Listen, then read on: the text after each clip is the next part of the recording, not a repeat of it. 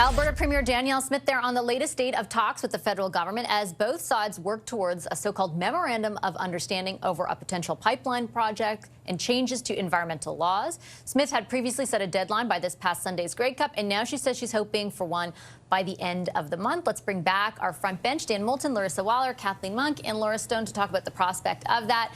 Dan, I'll pick up with you sort of where we left off on the last break. I think, certainly the Liberals are positioning themselves to be able to convey the message that you did, which is basically, this is our plan, this is the kind of economy that we are focused on. And rhetorically, the Prime Minister has talked a lot about conventional energy, but in order to develop it, that does require compromise on the environmental side.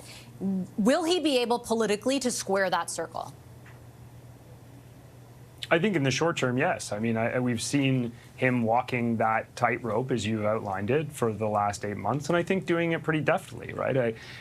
In this moment, there's a great anxiety among Canadians about our economic situation, and I think there's a national consensus around, as I said earlier, doing big things and getting big things built, right? There's a real energy in that direction right now, and I think the Prime Minister has channeled that into one of his signature achievements in the major projects office and moving forward on a number of nation-building scale projects that will help to develop a range of sectors, including energy and including critical minerals, and improving our export capacity coast to coast. And so, the Premier of Alberta has been largely aligned with that mission over the last few weeks. I think she, brings a certain skepticism to it. I'm not sure those comments are terribly helpful at this juncture, a bit like rubbing salt in the wound. But at the same time, I mean, the Prime Minister's eagerness to move forward on a number of these projects. We've seen the latest list of major projects announced that I think took another step forward in building consensus. I think he's showing a political capacity to get this job done. That's in the short term. I do think there will be longer-term challenges for the Liberal Party. We're in a moment right now where voters, including those that vote for the Liberal Party, are really focused on the economy and on developing these projects, developing our energy sector in a way that when the country's a little bit more focused on other priorities like climate change or climate policy, we tend to get a little distracted off of. That is cyclical, and we may come back to a place, in a few years' time where, that is where voters are. And I think walking this tightrope gets a little trickier, but for the short term, I think it's working for the government, and I think they're going to continue pushing this forward because it's in the best interest of the country and our economy. If, Larissa, that national consensus does exist, do you think it extends to the cabinet table? Probably the cabinet table. Well, I mean, Steve Guilbeault's still at the cabinet table, so no, I don't. But I think the major players around Gregor Robertson, too, to be blunt, has been honestly, very unequivocal about his opposition.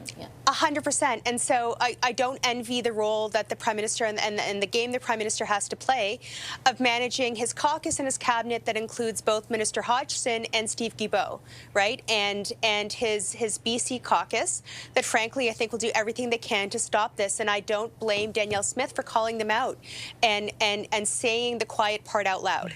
I think it's to the Prime Minister's credit that he has abandoned his environmental activist roots and has leaned in hard into Canada's ethical, clean oil supply and has spoken pretty favorably about it. And there are some policy tools in this budget that I think really help and speak to the direction that the Prime Minister wants to take our energy sector. The issue, to Dan's point, is his caucus and is the left fraction of his caucus going to stomach it? And you saw after the budget, for example, Nader Smith put out a video, criticizing a lot of elements of the budget, including its lack of, perceived environmental protection. So I'm pretty interested to see how this plays out. But ultimately, Nathaniel Erskine Smith voted for the budget, Kathleen, and I don't get the sense that the Prime Minister is overly, in the short term, overly concerned with blowback from his caucus. Again, to Dan's point, that could change.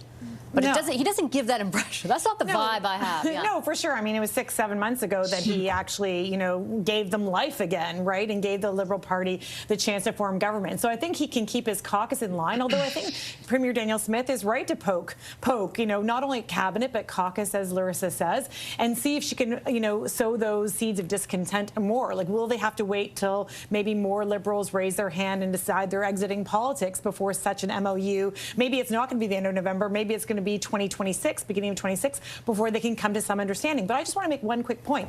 Danielle Smith's not making herself an easy dance partner, because while she's working on these energy issues in the MOU, she's also invoking the notwithstanding clause against teachers 2 weeks ago, and today against a trio of bills that address transgender youth. So she could learn some charm. Maybe not work on all of those things at once that are so offensive to so many people. Both you invoking the notwithstanding clause, trampling on labor rights, trampling on charter rights of individuals, and then still trying to kind of make peace with Ottawa in terms of the MOU. Yeah, this is the second piece of legislation on a host of issues related to trans in sports and trans Canadians in sports. It's the second time within a month that she's introduced a type of legislation with the notwithstanding clause. What I will say, though, as Kathleen was describing that, I thought to myself, Laura, again, how different Carney, the Prime Minister Carney is from the previous government, because I cannot envision a time that the previous government would not have conflated the two issues or spoken out forcefully against what the Premier was doing. And in this case, they're not. Silence. They're treating them separately.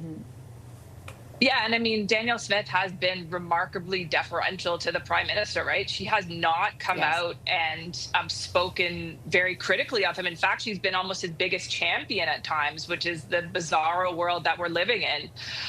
It'll be fascinating to see how far the Prime Minister goes.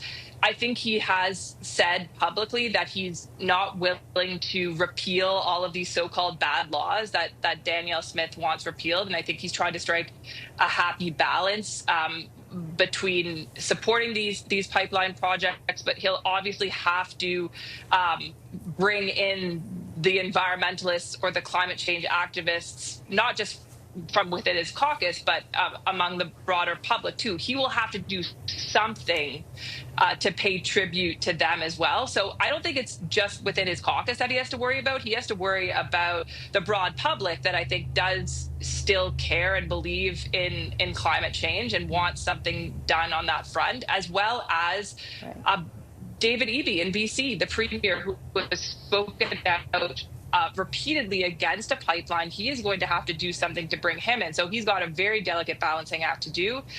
But I think he understands that, and we'll have to see sort of when the rubber hits the road what he's putting on the table that will make everyone in this country happy.